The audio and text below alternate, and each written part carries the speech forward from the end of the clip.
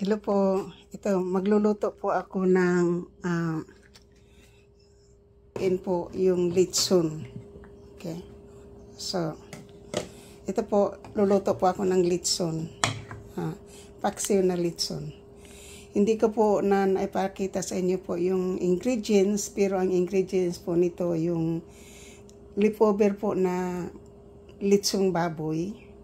Tapos po 1/4 cup na soy sauce, tapos 1 onions, medium size, garlic po, kalahati sa buo, yung lang mga 5 cloves of garlic, tapos paminta po, yung yung laurel, yung dahon po ng paminta, tapos black pepper po, at saka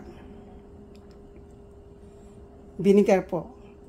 1/4 cup na vinegar at saka 1/4 cup na soy sauce. Tapos chicken bouillon din po. Depende kung gaano nyo kaano. So tapos tubig po. Ayan. Yan lang po yung aking kung paano gagawin po ang Bisaya po na paksiw na litson na wala po itong Mang Tomas. Okay po. So yan po yung aking litson po. Leftover po ito nung birthday po ng apo ng aking landlord.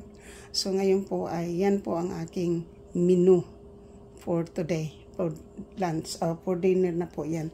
Yan po yung aking niluluto po ngayon. So leftover po yan. Paano gagawin po ang paksiw na litson. So yan po. Pawalag lang po natin, wala po tayong ngayon. So paksiw na litson po, tapos continue ko na lang po yung pagbablog. Yan. Yan lang po.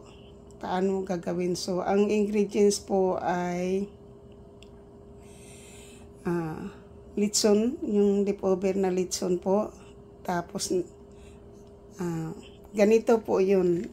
Pakita ko po yung mayroon po ako dito litson.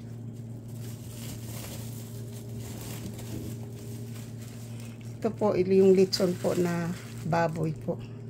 Ilagay ko to sa freezer po kasi laman po yan.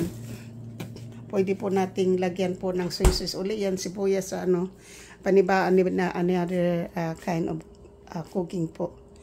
So ito po ay paksiw na litson with soy sauce, vinegar, at saka paminta po.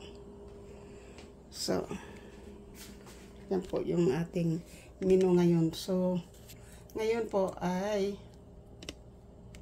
lalagyan ko po. Depende po yung sa alat po yung gusto niyo po ng alat. Kasi gusto ko po na medyo maasim-asim. So, naluto na kasi po dito yung iba ay hinaluan ko lang po ng hilaw pa. O yung hindi pa po luto. Kasi naluto na po yung iba nito. Yeah. Naluto na po yung iba nito, mga Bisayang beauty. So, inano ko na lang po, ininit. Saka dinagdagan ko po ng panibagong po, para medyo madami-dami ng kaunti. At pwede na rin po uli ipasok sa freezer kapag naano na po, naluto na po uli. Saka po natin kakainin uli po. Hindi na po natin lagyan ng chicken bouillon yan kasi nakaano na po yan ng kompleto na po ng ricado yan eh. Kaya hindi na po natin pwede lagyan ng chicken bouillon pa kasi lalong aalat po. Kasi may soy sauce na po yan. Kompleto na po kasi ng ricado yan eh.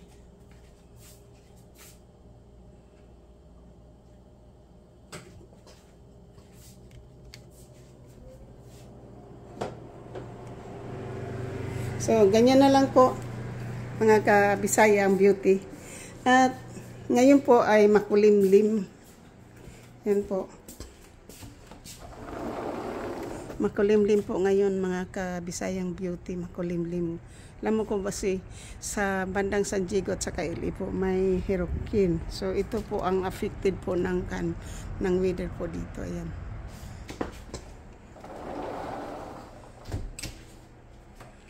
So, maraming salamat po. Tatapusin ko po ito. Okay? Bye-bye. Love you. Love you po. Sa akin po mga subscribers, sa aking mga silent viewers, sa aking mga lahat-lahat po, mga supporters, new subscriber, new friend.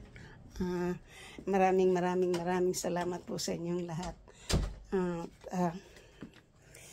So ngayon po ay siyempre po nagluluto po tayo. Pagpatuloy na lang po natin itong ating pagbibideo po para ipakita ko na lang po sa inyo mamaya kapag naluto na. At meron na po akong short video dyan kung paano, kung pinakita ko na po ang aking ingredients kanina po sa aking short video. Ito po ay siyempre konti lang po ito, gagawin ko itong pong 10 minutes para po i-edit ko po to, i-edit ko po para karoon po tayo ng kaunti, kahit na mga kaunting video po. So, yan po mga kabisayang beauty ay ate pong nakapagluto po tayo ngayon ng paksiw na lechon Bisaya style. So, sa akin pong mga idols po, kay Giovanni, kay Katano, kay Franstar, kay Daddy Nick, kay Busninong, kay Consia Lando, kay Kapanday, kay Ermin O, kay Miss Santos TV, Bidogs, Kautoy, MBC 23, Solid Harbor, Antonio T. Channel, Ate Sis Karing, Lynn Martinez, Rose Maranan, Super Yaya, Estila Anura, Ate Yulin Riquis, Lynn Katap, Smokey Tasha, Noriniri, Young Heart,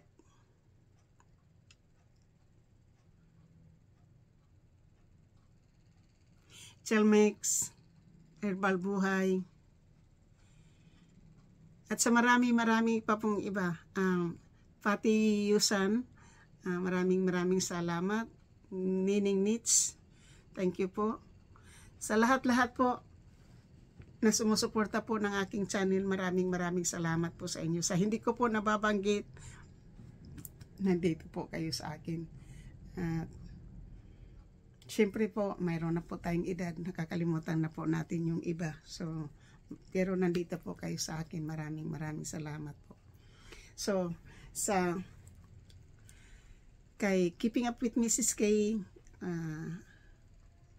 Sis Bella Survivor, and Miss Santos Vlog, Sword Team USA, kay JC Pinariho, kay Edo G, kay Igorot Farmers in Hawaii, DIY Tulit, Kuya Ruspin, Susa Pam RD, yan po sila ang sumusuporta po sa aking channel, maliban po kay Mrs. Keeping Up with Mrs. K, kay Sis Bella Survivor, at saka kay Miss Santos. Yung tatlo po ay accepted po yun kasi sila po yung organization po ng Sword Team USA. Pero po itong pito po, lalo na po si GC Pinariho at saka si BR, madalas po yan nakapunta sa aking lives, at lalo na si GC Pinariho. Maraming salamat po sa mga team po, sa kay Run Away, tapos kay Kapanday, Team Kapanday, Danny Barusa, kay Team Davao, Danny Barusa. Sorry na kita, namimiss kita minsan, pero hindi ko namimiss pag tawag ng Team Davao, Danny Barusa. Siyempre, matagal-tagal na rin po kitang hindi na naririnig. So, tapos po kay Team Kapanday, Team Danny Barusa, Davao, Team Boreas, Boss Ninong, Team Ermin and Miss Santos TV, mega shoot out po. Young Heart, Samdot Vlog, Team Sandot Vlog, at saka Team Kerin, Nicole Mix Vlog, Team Fabulous, at saka Lila Bintura, Team Karen, something like that. So, hindi ko po masyadong ano po, basta mayroon Team Indonesia po. Maraming salamat po sa inyong lahat-lahat na panonood po sa akin channel. Ito po, ngayon po, hindi po tayo lumabas, day off po tayo. Ngayon lang po ako nagbablog kasi kanina po maingay po dito sa loob ng bahay kasi po nire-remodel po yung bahay. Titingnan po ninyo yung bahay po dito ay talagang nire-remodel po. So, dati po ay brown floor po yan. Brown floor po ito. So, ngayon po ay puti. Tingnan po nyo, wala na po yung dito na ano. Wala na po dito. Tapos yung mga decoration po na mga white and blue, wala po. Ganito po. Yung ganito, wala po dito kasi nire-remodel po yan. Ayan. May mga ano pagawain pa dito po. Yan. Hindi pa po. Tapos, pero napalitan na po yung dingding, yung sahig po na from brown. Dati po puti yung kabila doon, ngayon po pareho na po. Tapos ito po hindi pa po. Tapos ayan, lalagyan pa po yan ng molder. Ito yung tinatawag na molder ito. So ngayon po, yan. Tapos po nito, pipinturahan, malaki pa pong gawain po dito. So yan po, natatapos na rin po dito. Yan po yung ginawa dito sa bahay, kaya medyo maangay-ingay pa kanina. So ngayon po, ako lang po ay umalis po yung aking landlord, kaya nagpa-vlog po tayo dito sa loob ng ano. So ito na po, yung ating, ayan po, nakikita po niyo, wala po tayong sibuyas na dahon. So sibuyas na bombay po yung ating nilagay po dyan. So yan po ang ano, ano lang po natin yan hanggang sa lumambot po yan. Yan po. Yan na po yung ano, hanggang ihinaan ko lang po yung ano, yung apoy para po hindi siya maubos yung sabaw, kasi baka lagay natin yung iba sa freezer ulit mamaya. Kasi pero marami yan. Katawagan ko rin yung anak ko na pwede siyang ano dito kasi lechon yan eh. So yan po yung aking ano lechon. So makulimlim po talaga sa labas, mga ka-Bisayang beauty. Kita ko lang po sa inyo ang panahon ko dito. Ayan oh, makulimlim po. Kahapon masyado pong mainit. Pero ngayon po makulimlim na. So ayan po. So pagluluto ng lutong paksiw na lechon, at saka pinapakita ko po sa inyo na ginagawa po yung bahay ng aking landlord. Silang dalawang magkapatid, yung matanda niyang kapatid na marunong mag-construction, at saka yung mismong landlord ko. Ayan.